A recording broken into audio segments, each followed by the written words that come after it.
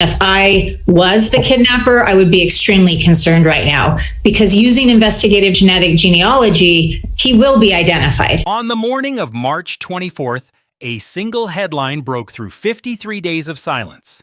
FBI analysis discovers new breakthrough in Nancy Guthrie case. That word, breakthrough, carries enormous weight in a case that has produced no arrest, no named suspect, and no public answers. Just a masked figure on a doorbell camera and a family pleading into cameras, hoping someone, somewhere, is watching. But is this a genuine step forward or just another empty headline in a case already full of them? The answer lies not in what the media printed, but in what the FBI actually found. On March 23rd, one day before that headline ran, Pima County Sheriff Chris Nanos sat down for an interview with local Tucson station KOLD and said something that no law enforcement official had said publicly since this investigation began. That this individual, with or without the backpack, was at that house on January 11th.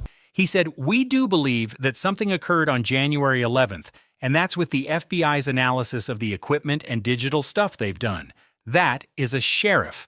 On record in a direct broadcast interview confirming that the FBI's own forensic analysis of the evidence in this case has produced a specific belief about a specific date, not a tip, not a theory circulating online, not a lead that arrived through the tip line.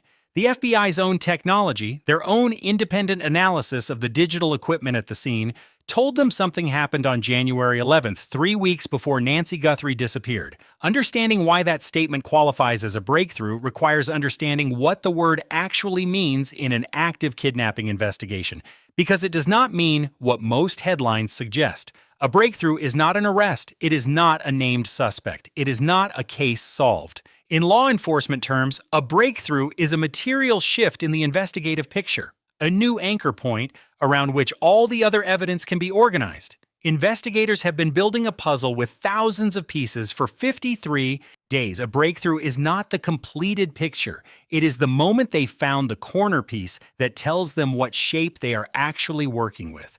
Before that corner piece, everything is relative. After it, the picture begins to hold still. For 53 days, this investigation had been running without a single publicly confirmed anchor date before the night of the abduction. No prior contact established on record.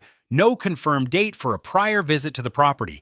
The FBI has received more than 19,000 tips. A dedicated full-time task force, 5 Pima County Sheriff's Department officers working alongside multiple FBI agents assigned exclusively to this case since early March, has been pursuing every available line of inquiry, and across all of that effort, no law enforcement official had gone on record to say that something specific happened before the night Nancy Guthrie was taken, until March 23rd. That is what changed, and that is why it matters. The rhythm of this case has been frustrating for anyone paying close attention. A detail surfaces. Investigators call it significant. The media amplifies the word significant until it becomes breakthrough. The public waits for an arrest that never comes. Then the cycle resets. What happened on March 24th was different, not because of how the media framed it, but because of what Nanos actually said on KOLD the day before.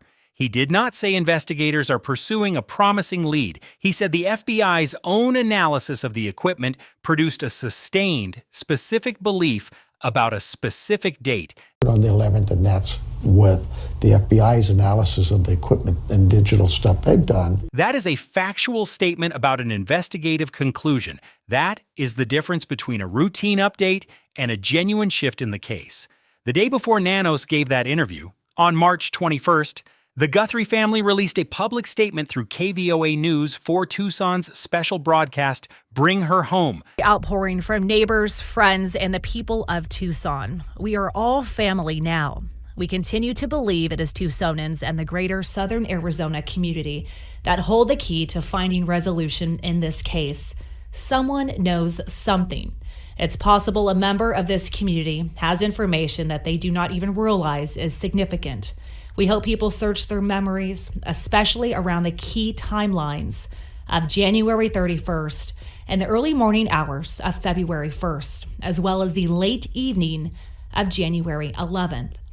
We desperately ask this community for renewed attention to our mom's case. Please consult camera footage, journal notes, text messages, observations, or conversations that in retrospect may hold significance. No detail is too small. It may be the key. We miss our mom with every breath, and we cannot be in peace until she is home. We cannot grieve. We can only ache and wonder. Our focus is solely on finding her and bringing her home. We want to celebrate her beautiful and courageous life, but we cannot do that until she is brought to a final place of rest. Thank you for continuing to pray without ceasing. The Guthrie family. Cameron and Christine. Annie. The disappearance of Nancy Guthrie. In that statement, the family made a specific and unusual appeal. They asked the Tucson community to search their memories not just around January 31st and the early morning hours of February 1st, the documented night of the abduction. They specifically asked people to think back to the late evening of January 11th. Families in active kidnapping investigations do not include specific dates in public statements without coordination with the investigators working the case. The Guthrie family would not have pointed the public at January 11th unless law enforcement told them that date needed fresh attention. That family statement and the Nanos KOLD interview are not separate developments. They are the same development announced in sequence over 2 days, both pointing at the same date.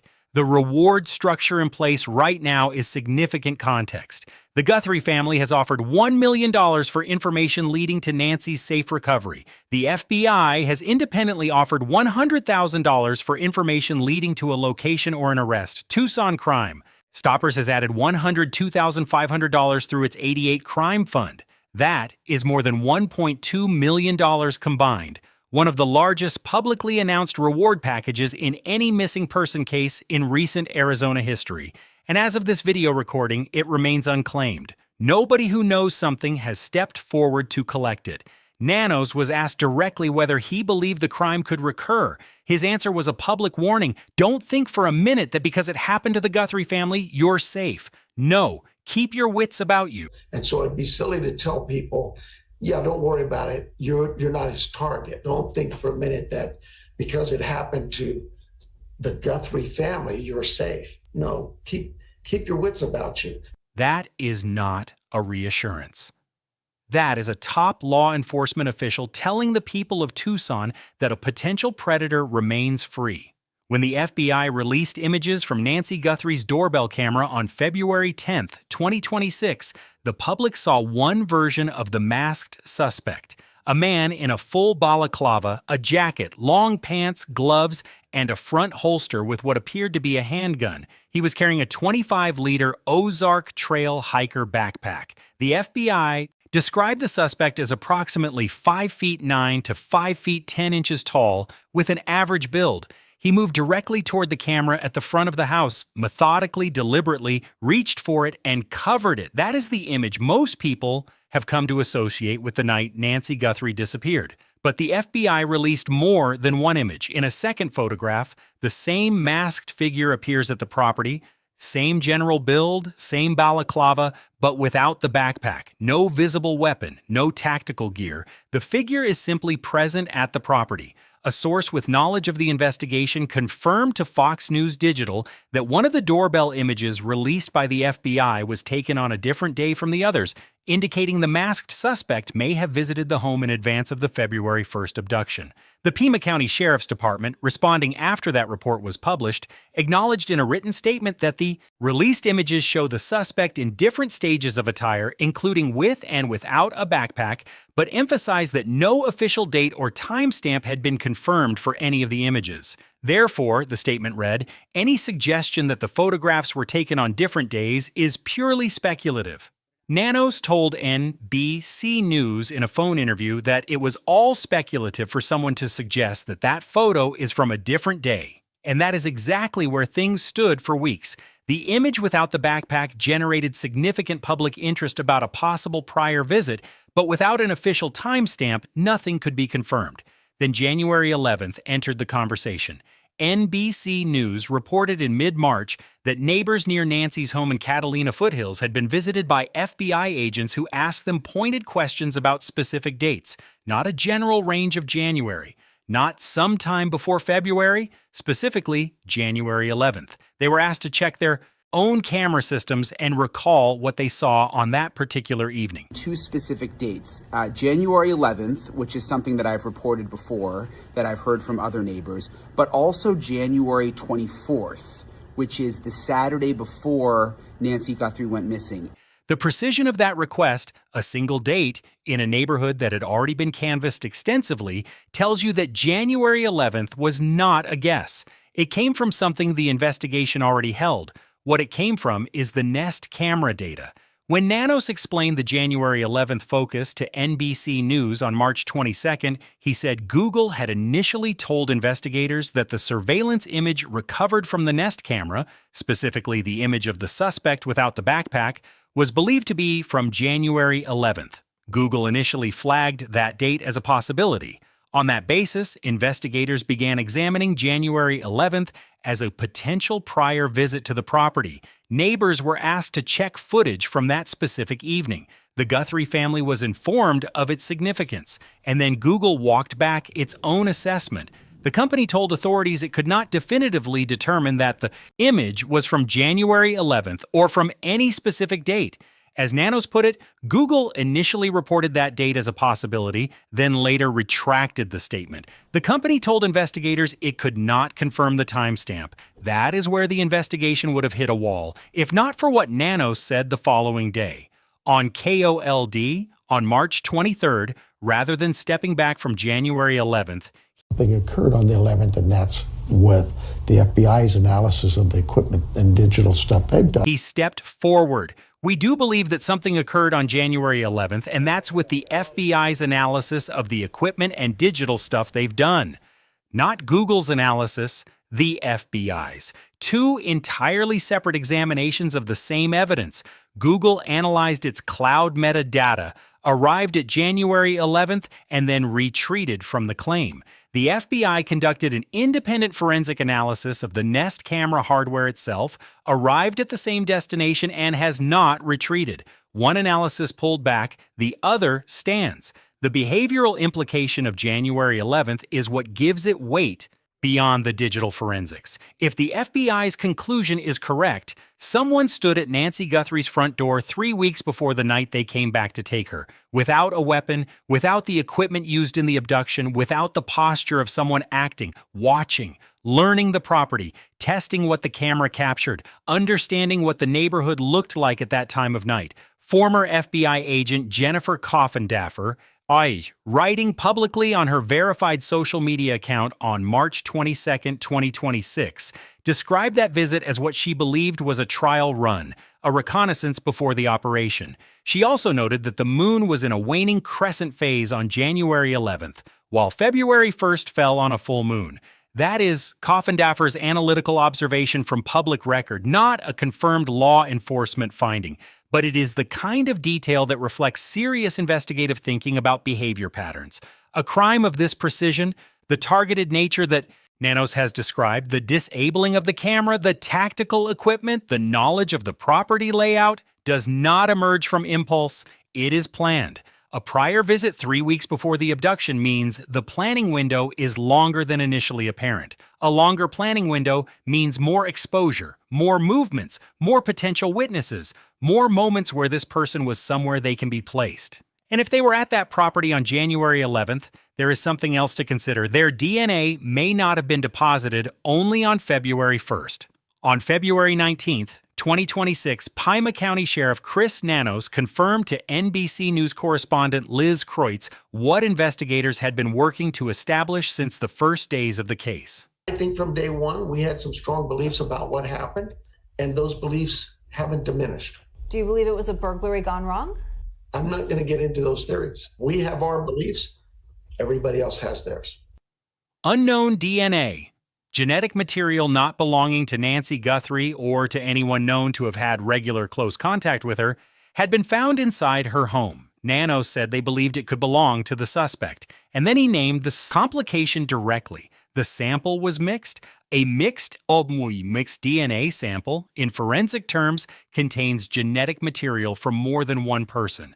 At a violent crime scene, this is more common than most people realize. When a suspect moves through a space that a victim has lived in, touching surfaces that have also been touched by others over time, moving through rooms where the air carries a history of contact, genetic material overlaps. Disentangling one person's contribution from within a mixture requires an additional analytical step. Bioinformatics scientists must isolate and extract the suspect's genetic profile from the combined sample before that profile can be submitted to any identification database. It takes longer, it requires a higher level of precision, and Nanos was transparent about it. The laboratory was processing the evidence. The challenges with the mixed sample were real, and results could take weeks, months, or in the most difficult scenario, up to a year. Separately, a glove was recovered from a roadside location approximately 2 miles from Nancy's home. It appeared to match the type visible on the suspect in the FBI-released footage. The glove's DNA was submitted to CODIS, the FBI's National Criminal Database, which contains approximately 22 million profiles. The result was no match. Further analysis ultimately traced the glove's DNA to a nearby restaurant worker who had no connection to the investigation. That finding eliminated the glove as a direct evidential link to the suspect. The DNA found inside Nancy's home remains the central biological evidence in the case. C.C. Moore is the chief genetic genealogist at Parabon Nanolabs, a Virginia-based laboratory specializing in forensic genetic genealogy. She has helped investigators solve more than 300 cases using DNA evidence and is among the most widely cited experts in this field in the country. When the mixed DNA finding was announced in February 2026, Moore's public response was not discouragement. It was calibrated, reasoned hope. Speaking to the Today Show on February 19th, she said, "We've had success with a lot of cases with mixtures, but it does take a little more time because there's an extra step. After that profile is created that we need for genetic genealogy, then they have to have the bioinformatics scientists work on that file to extract out the suspect's DNA." We have successfully worked a lot of mixture cases in investigative genetic genealogy. So initially I wasn't too concerned about it because you can sometimes have very straightforward mixtures where you have the victim's DNA and the perpetrator's DNA, and it's not difficult to deconvolute that, to separate out the perpetrator's DNA that you're trying to identify. She added that the presence of unknown DNA inside the home made her extremely hopeful, because its location at the scene makes it more likely that it could be definitively tied to the kidnapper in this case. Moore also offered a specific theory about how the suspect may have deposited DNA without knowing it. The FBI released footage shows what she and other analysts have described as a bite flashlight, a flashlight held in the mouth to free both hands as the suspect worked at Nancy's front door. Moore pointed out that a person does not hold an object in their mouth for an uninterrupted period of time. At some point, it would have come out. When it did, saliva would have transferred to the gloves. And when gloved hands touched any surface inside that home, any door, any wall, any object, DNA would have followed. As careful as he was to try to not leave his DNA, Moore said in February, he would have taken that out of his mouth, and he would have immediately had his DNA all over the outside of that glove, and he had to have touched something. In March 2026, Moore went further. Speaking on the News Nation podcast, The Truth of the Matter, with journalist Natasha Zuvs, she recommended that investigators return to Nancy's home and conduct an additional round of forensic swabbing, accounting for the time elapsed and the fact that the home had since been accessed by family members. Her recommendation was specific. "I would still go back and re-swab parts of that house and look for even like a rootless hair. We can solve these cases now with just a rootless hair." She added, "We have been able to solve cases with really old DNA. DNA is actually pretty hardy. And so I believe if they haven't collected his DNA, it is still at that crime scene somewhere, and they should revisit it even though it's been open to the family. A rootless hair, a hair shed without its follicle, retains mitochondrial DNA. Modern forensic analysis can extract a genetic profile from that level of material and submit it to an investigative genetic genealogy database." Moore's recommendation was not speculative. It was grounded in 300 successfully resolved cases. Investigative genetic genealogy, or IgG, works through a specific process. Once a usable DNA profile is extracted from crime scene evidence, it is uploaded to a genealogy database. The two databases currently available for law enforcement use are GED Match and Family Tree DNA, databases where private citizens have voluntarily submitted their DNA primarily for personal ancestry research, both of which allow law enforcement access by opt-in agreement. Together, they contain fewer than 2 million profiles. The analysis searches for partial DNA matches, people who share some genetic material with the unknown suspect, meaning distant relatives, cousins, second cousins, more distant family members. From those partial matches, forensic genealogists build a family tree working backward through ancestry records, birth records, marriage records, census data, until the tree narrows to an individual whose physical profile and geographic location match what the investigation has established. That is how the Golden State Killer was identified in 2018 after 5 decades of investigation. Joseph James DeAngelo was a retired police officer in Northern California who had committed at least 13 murders and dozens of rapes across the state over multiple decades. CODIS had his genetic profile associated with dozens of crime scenes and produced no match. He had never been convicted of anything that required his submission to the database. When investigators submitted crime scene DNA to GED Match, they found partial matches to distant relatives. Forensic genealogists built a family tree that eventually narrowed to a single individual fitting the physical description in the geographic range of the crimes.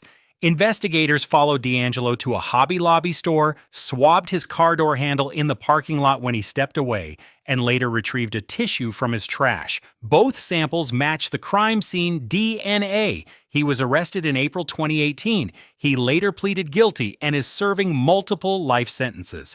Brian Kohberger, who murdered 4 University of Idaho students in November 2022, was identified through the same methodology. DNA from a knife sheath left at the crime scene was run through IgG. The process took several weeks longer than it might have because Kohberger's ancestry included recent immigrant roots from Italy, which reduced the number of useful family connections in the available databases. But it worked. He was arrested less than 2 months after the murders. In the Guthrie case, the Pima County Sheriff's Department confirmed investigators are exploring IgG options, and a federal law enforcement source told CBS News that investigators would be checking commercial DNA databases separate from CODIS.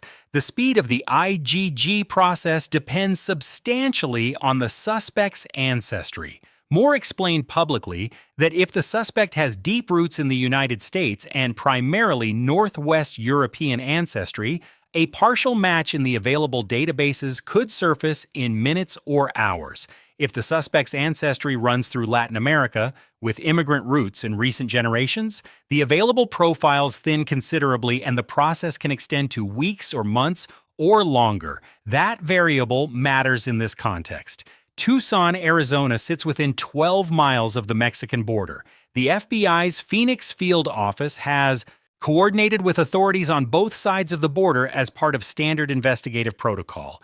Whether the suspect's ancestry is directly affecting the pace of the DNA analysis is something investigators have not confirmed publicly.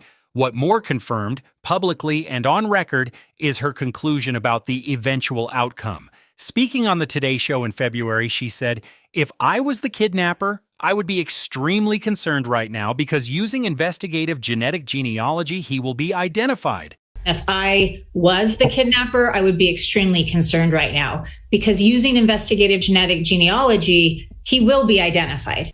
She did not hedge that with might. She said will. In the third week of March 2026, as investigators were reaching forensic conclusions about January 11th, a separate line of inquiry was developing on the ground in Catalina foothills. Federal agents returned to Nancy Guthrie's neighborhood, not for the first time, but again, and they came back with more granular questions than before. News Nation correspondent Brian Enton, who has been reporting from the Tucson Osage area throughout this investigation, confirmed through sources in mid-March that FBI agents had gone back to residents' homes and were asking about 2 specific things: The first was a property in the neighborhood that had been vacated shortly before Nancy's disappearance. A neighbor had moved out. Agents were asking residents what they knew about that individual and about the circumstances of that departure. Enton was careful in his reporting to note that investigators were not suggesting the vacant property was directly connected to the crime. Is there's one neighbor that moved out before Nancy disappeared, and they have been asking more questions about that situation. But in a case where every piece of the investigative framework points to advanced planning and local knowledge, a neighbor who left the area in proximity to the abduction is a variable that cannot be set aside without examination. Retired Pima County SWAT Commander Bob Craigier, speaking to Parade, provided context for why empty properties matter in kidnapping investigations with this level of operational preparation. A vacated home gives someone familiar with the neighborhood a potential observation point, a place to monitor activity, learn the routines of the street, move without drawing attention. The abductor who came to Nancy Guthrie's home on February 1st knew where the camera was, knew what time of night to move, knew how to disable the device immediately. That knowledge had to come from somewhere. Agents are building the map of how it was obtained. The second thing the FBI was asking about was construction workers, and the specificity of the request is telling. According to Enton's reporting, agents were not asking residents for general observations about unusual activity. They were asking for names, the names of every contractor and every worker active on construction projects in the neighborhood in the days and weeks before February 1st. And then also, and this I found to be particularly interesting, they are asking about, there's several houses that are under construction in the neighborhood, and they are asking specifically for names of contractors and workers who were working in the neighborhood on those houses, on those construction projects. And I'm talking about like specifics, like they... NTN reported that a resident told him a friend of hers, whose home was under construction at the time, was approached by FBI agents and asked to provide the complete list of everyone who had worked on that project. A social media reporter using the name JLR shared similar information publicly in March 2026, writing that FBI agents had made multiple visits to a construction site near Camino Escalante and Camino Miraval, described as near Nancy's Street, and had interviewed workers there, checked the structures on the property, and walked the site. That social media reporting has not been independently confirmed by major news organizations, but it is consistent with what Enton described from his own sourcing. Former FBI agent Steve Moore, speaking to News Nation, explained what that level of specificity means operationally.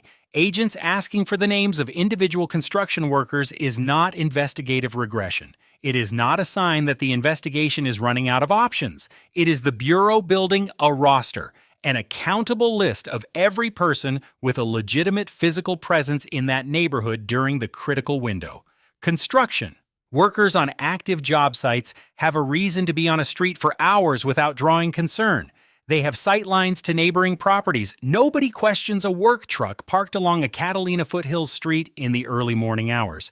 If someone was conducting surveillance of Nancy Guthrie's home in the weeks before February 1st and was doing so while credibly present in the neighborhood, a construction crew's roster is exactly the kind of population the FBI would need to work through and eliminate or identify. The third thread in the neighborhood investigation is El Charro Cafe. In October 2025, The Today Show filmed a segment featuring Savannah Guthrie returning to Tucson, her hometown. The filming took place on October 17, 2025. The segment aired in November 2025, less than 3 months before Nancy was abducted.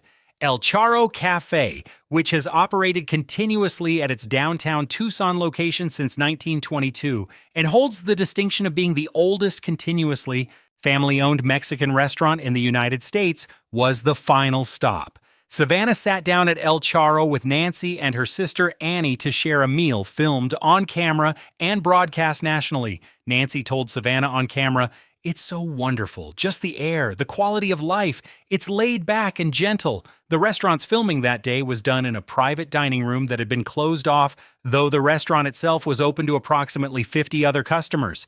That segment was watched by millions of people. After Nancy's disappearance, it was watched again by millions more.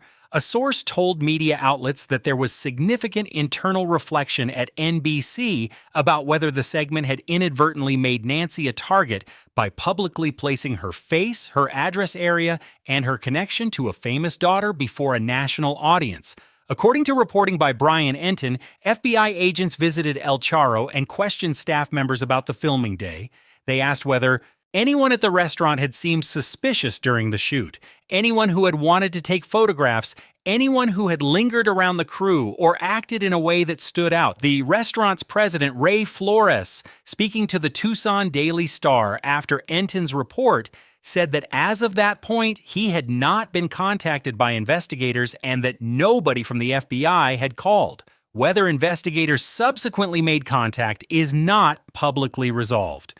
What the El Charro angle establishes, regardless of that specific detail, is the investigative framework at work.